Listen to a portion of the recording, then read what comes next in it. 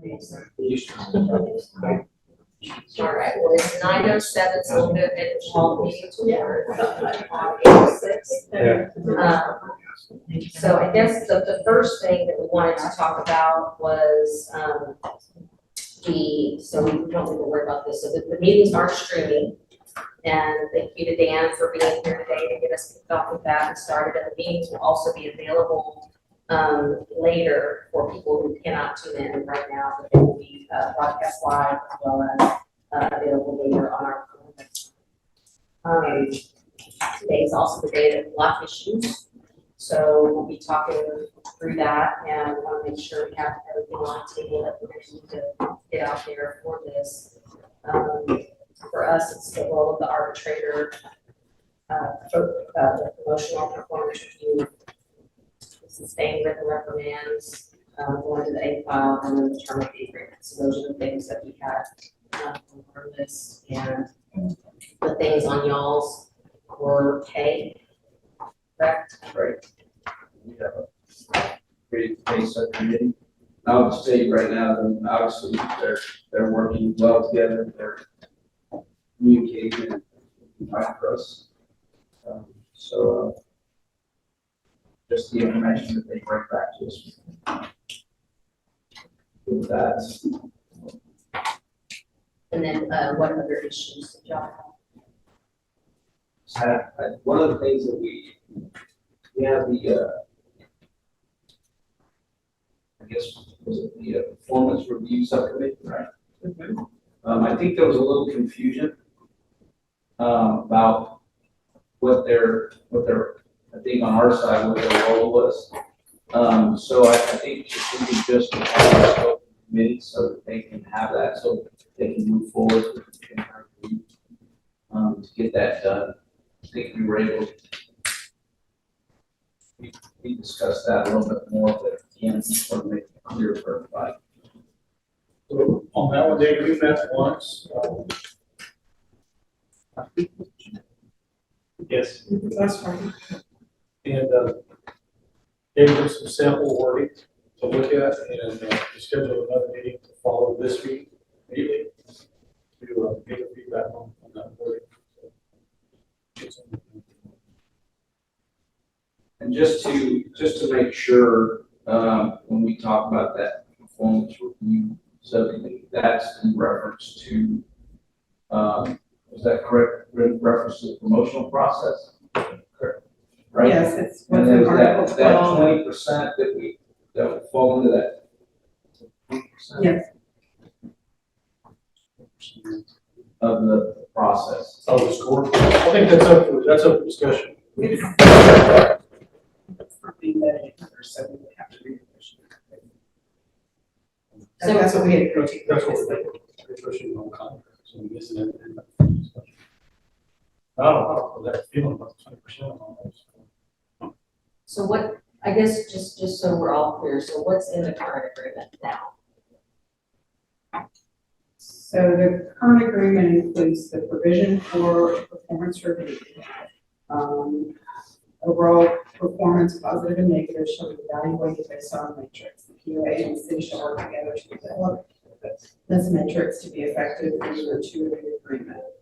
The item being implemented in year 2 to provide time for quality assurance of information 60, which is where this information is housed. This review shall account for 20% of each candidate's overall scoring assessment process. So, I mean, if y'all are comfortable with 20% still being the number, then yeah, it's just about the process. Yeah, that's what we were making sure that's what the subcommittee was working on, right? We weren't looking at changing the promotion process. Our promotion process, just that one that you just read. Just clarifying the See, process. all this review. Right, it's defining how that's gonna work. Right. Okay, that's. Because you already have now that sustained discipline gets considered. So now this is about the performance review. Right. And I know there's been some confusion that because you serve your suspension or vacation hours, that somehow goes off your record. It doesn't go off your record. It stays on your record as a suspension regardless of how it's served. That's used for considering promotions in the future. And so now this is adding another component to look at your performance reviews and see how you've actually performed over time and how that also goes into the decision for promotion, correct? Just want to make sure that that's, okay, so that's what y'all are talking about as a subcommittee is in regard to the process of how that's gonna work. Okay. And y'all will be meeting about that after this meeting.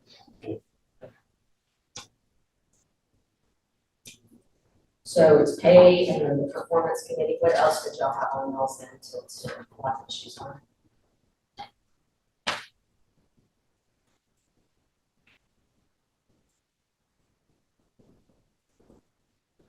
Discussed about 5 minutes ago. Friday. No change.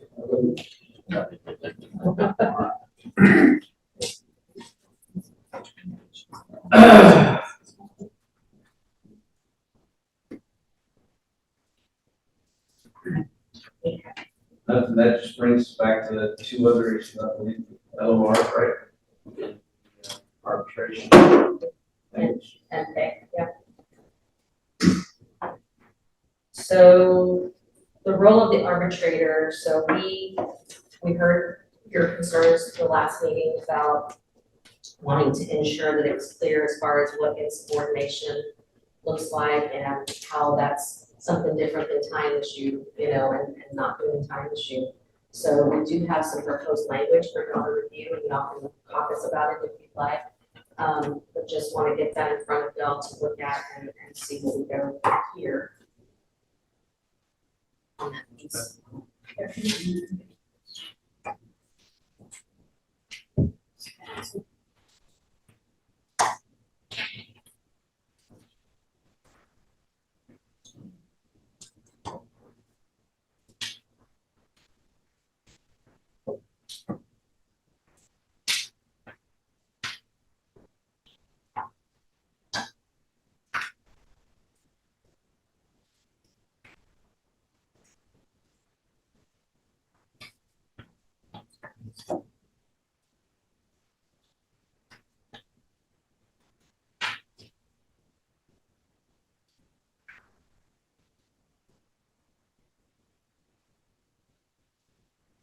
So what we're proposing is that adding the language to that talks, that would be added about authority of an arbitrator, third party hearing examiner.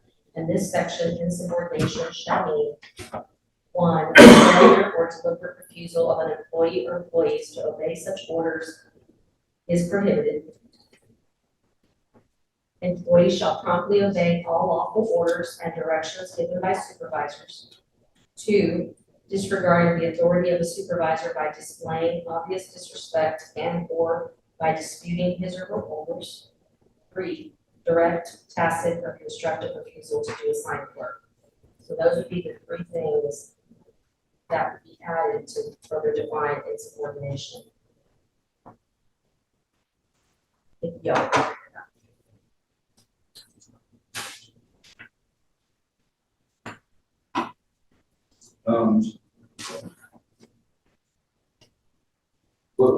What we discussed, obviously, y'all taken into consideration. Yeah. We were talking to, we actually discussed possibly proposing the removal of insubordination or trying to find and create the language to satisfy the membership. So this plays into this fall perfectly into something we can discuss, talk about. And so if we can do that, we can do the discussion. And, but this would be today.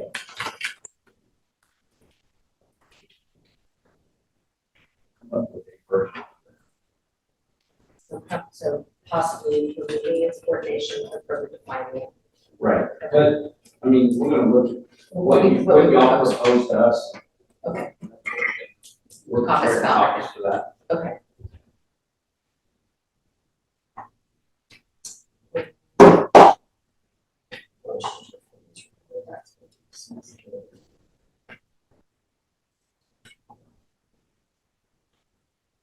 let's go ahead and caucus now, because really what we have, to talk about after this, is the sustained written reprimands to the A file. Well, we can address that now. Okay. Y'all wanna go ahead and do that? Yeah, so that is, again, has been a very deep concern and discussion with membership. And we're no longer considering any of this language or even the issue. Membership feels that with social media today and examples that already exist of how these documents can be taken and spun in a manner that just leads people to believe that these officers haven't been disciplined or haven't been dealt with, and that there's no accountability. We understand that the legislature is addressing some of this, and we just feel that at this point, we're just going to leave it up to them.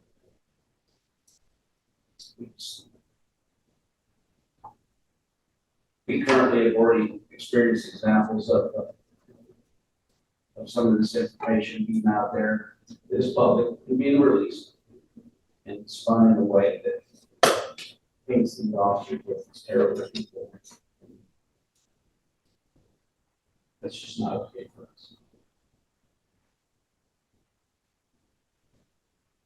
We'll talk this about that, we'll talk this about with the arbitration.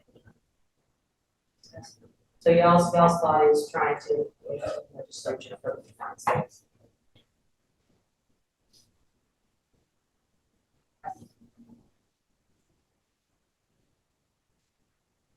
Well, then we will, I think we should caucus about the role of the arbitrator and then see if there's anything on our side on what you just said, and then we'll get back together once we're what y'all's thoughts are. So my understanding from this basic is that we've got 2 rooms to caucus outside of this room, so we can go to 2 separate rooms. Kristen will tell us where to go.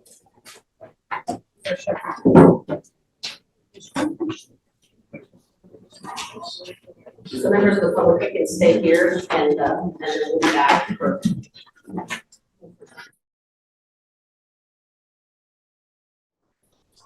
All right, y'all ready? Yeah. So the arbitration language that you provided, we were good with that. We need to get legal to review it, but there were a couple of changes that we were wanting to look at. And I'm willing to pass this around so that y'all can look at it and see, but basically we want to clarify. We understand the intent is when you're looking at the sentence that says,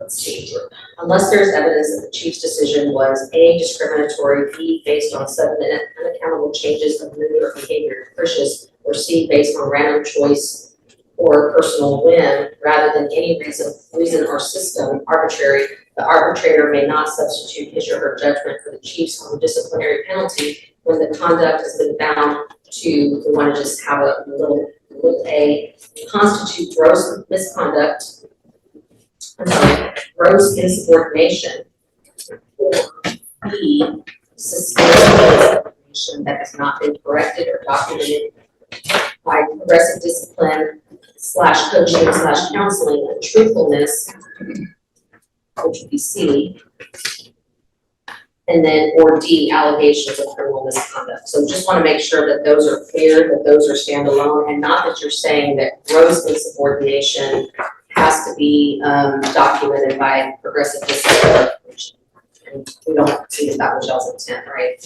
Because we know, I mean, when it comes to discipline, there's, I'm just gonna use the analogy of felonies and misdemeanors. You can be fired immediately if you commit a felony, whereas if it's misdemeanors, then that's gonna be something that's going to take progressive discipline and corrective action. So if that's the intent, we're agreeable to the language, we just wanna clarify that those are standalone. Yeah, you want me to send that to y'all so y'all can redline it and make Yes. sure, and I'll just send it electronically. That'd be great, yeah, that'd be great.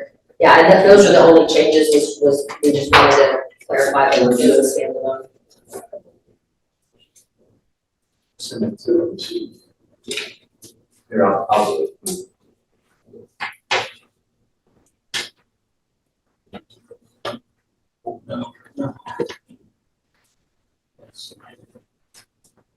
So thank y'all for working on that.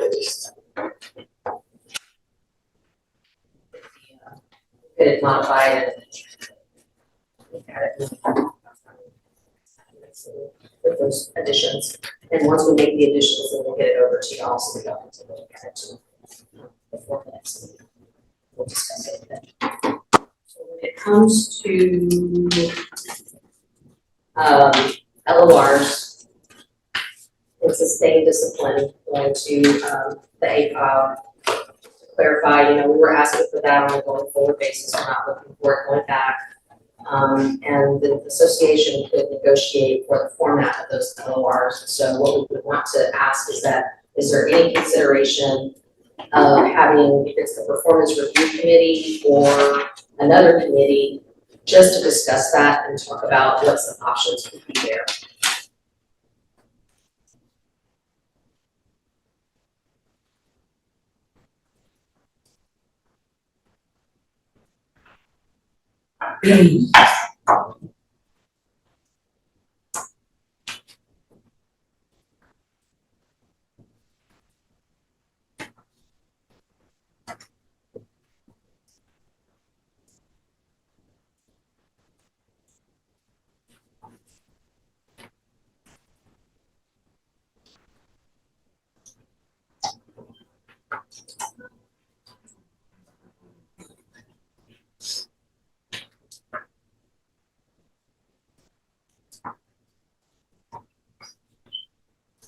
I guess, I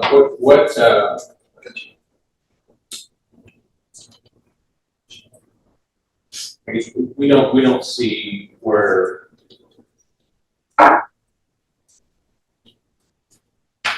the membership of problems. If there's something that we've not thought of that we've not, discussed here, bring that up so we can decide whether or not we want to go forward with that committee or caucus. But at this point, everything that we're hearing through the membership is no.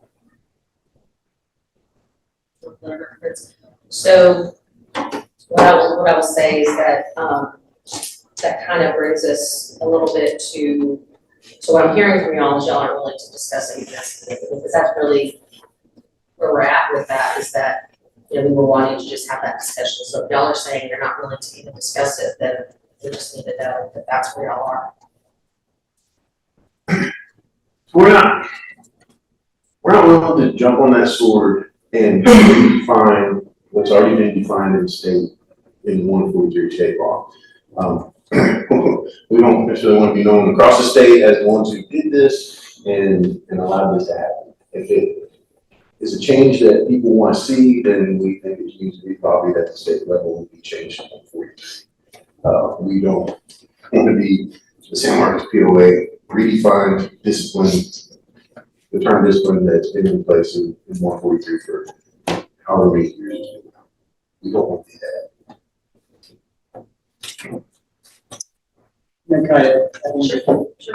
So there's already a little bit of a leap of faith when it comes to the performance review, because the officers are now willing to have their G-file become information that committee is going to come back and bring in its scoring process. So it can't be lost on this group that is a big step. It's very important. Previously sealed information is now going to be available to that group. We're going to get to our level of accountability, the accountability that everybody wants through that process. Okay, so what you're saying is that because performance reviews are going to be part of the process now for promotional things, consideration, that is where you feel that y'all are being more transparent and showing if there's corrective measures or things that are being given to an officer in terms of how he or she performs their jobs better. That's correct. So, and those would then be subject to public release going forward. So That's where y'all are feeling like there's, No, Those are not. those are not. G file's gonna be opened up to I just, whoever's on the performance review board. there you go, which is- okay, that's where I was Your gonna say, score. to the G file, I just wanted to make sure that was. So then your score is gonna come from that G file information. Okay, perfect. So that's, I just wanted to make sure that was clear, because when it says G file information is gonna be opened up. No, it's gonna be opened up during the course of that process. So that then is opened up to whoever the person is that's considering for the position. Okay. Well, then that does bring us to pay, and I do have the proposals in front of me that Ms. Spacey provided. And if I'm to understand this correctly, one of the proposals is, so for us to have the conversation about the arbitrator, we added basically, well, it was about $200,000 for certification pays, and that was to have good faith negotiations about the arbitrator, which is what we've done and what we're doing. So that was that concession that was made to satisfy the interests. What I understand is that there's a request for an additional $74,000 for no changes to the agreement. Is that correct? Like, so that right now, if nothing changes in the agreement and we're largely bringing back the same agreement, that does not include anything with the arbitration language, then you'd be coming up with an additional $74,000. And that's only in ad pays. That's not talking about what would be added in base pay. Is that accurate?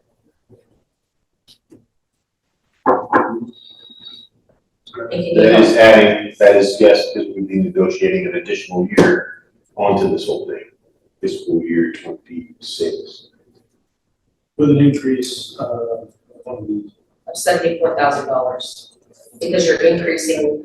So basically what I understand with this, and again, correct me, because I know it's been subcommittee and I wasn't a part of that, so you're increasing cost though for those services. So we're increasing, basically, we're increasing now to about 50%, and want to understand why when things are showing to be market competitive for our certs. So if there's no change in language, why would we do $74,000 for additional shift and certification pay? That's going beyond that's not changing anything that we had already agreed to. That is adding that additional year because we're minusing a year, basically having to renegotiate. So we're adding one more year. But it's at a higher rate. But wouldn't it be By safe that to say time, that it's been 4 years since we agreed to the agreement. To the original. yeah, wouldn't it be safe to say that our comparator cities are going to raise their rates over the next 4 years? Well, and Not necessarily, I mean, I took the information that you guys provided and just kind of glance. The ones that are yellow on here are the ones that we're either matching or above, so that demonstrates that we are market competitive. And there could be, Matching above on certificate. yes, I'm sorry, yes. Compared to what they make base is probably a bit different because we're on the bottom side of the middle on base. We would prefer to see money going to base pay over other things. I think that's for us, it's just that, we want to be market competitive just like you want to be. And so, because there was also the request to go 5, 5, and 5, meaning 5% increase per year for the next 3 years. And so that was on top of the 73,000. I just want to make sure. So we're the ones that brought it up. I can tell you this is that, and surprise something that nobody mentioned, is that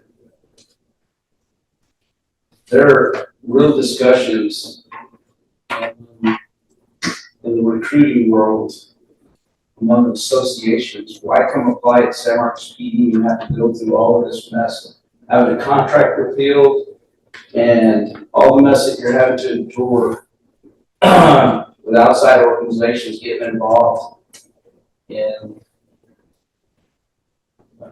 dealing with your trying to change state law and everything else, and that has created a lot of undue stress, and it's affecting recruiting, because those are real conversations that are being had outside of this room among men and women looking for jobs in this field. And so when we do talk about money, when we do talk about benefits, we do talk about soft pays and add-ons, those are real things to weigh that have to be discussed, because people are really having to weigh, where do I go? Or where do I stay?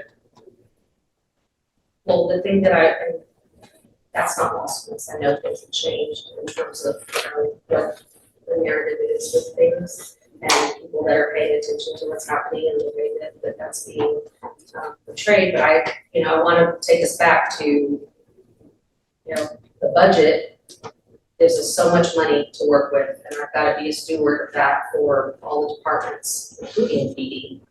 And, I've got counsel who said that they are going to support you on staffing, and so we're bringing back even some mid-year to try to get more staffing, since we've been told, by the staffing study that we're understaffed with police.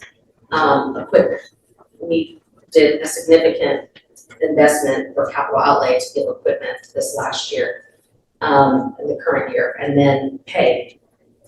So it's, where are we gonna find the money? We're going through negotiations with fire, as you know, too.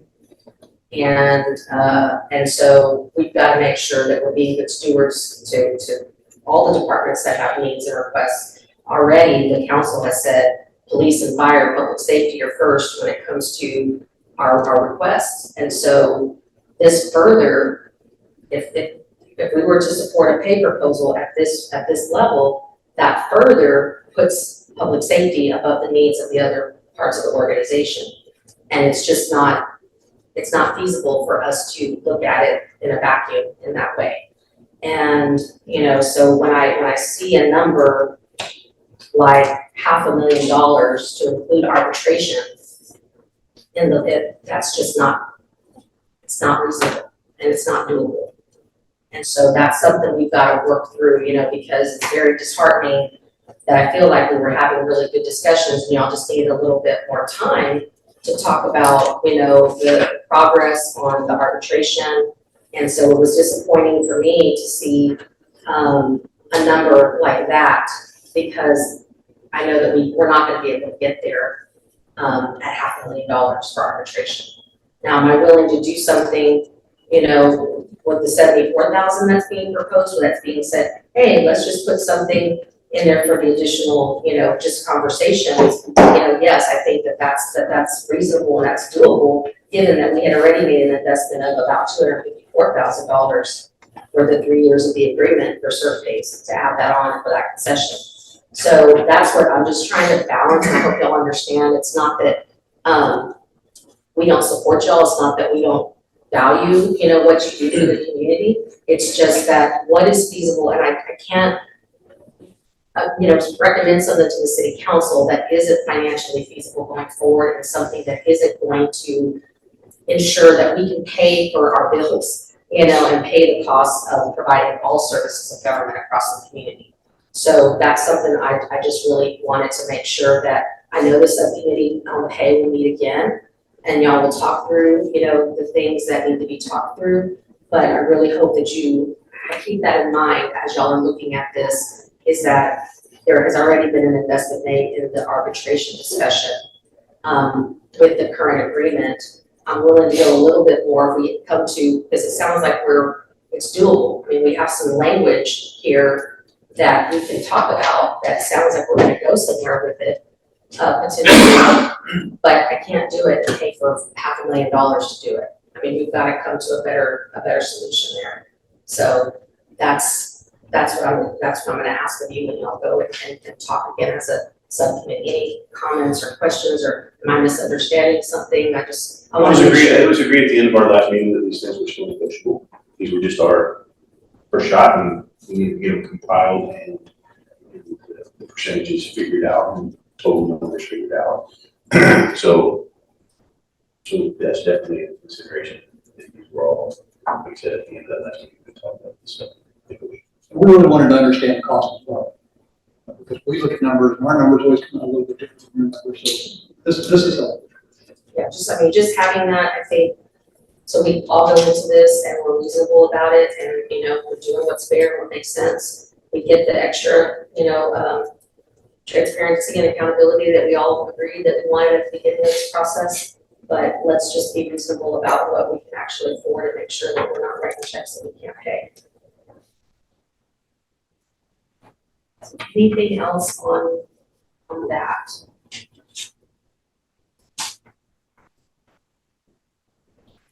No, I'll send you the language and, redline that and get back to us. And we'll do that. And then the term of the agreement, we're still looking at trying to make it effective now. And then the 3 years, the term of the agreement, we're still looking at trying to add those extra 4 months on, right, and making it a new 3-year agreement with the extra 4 months. That would remain It's on being ratified, right? Right. In, just give them a time estimate of June, right? June. Still a possible 1-year extension. With the, yeah. Yes. Additional, Because that's in the agreement now. right. Yeah. Yeah, we would change Else on our side? No, we'll continue, we'll do the performance review subcommittee after this. Anything else, anybody? Y'all have anything to say?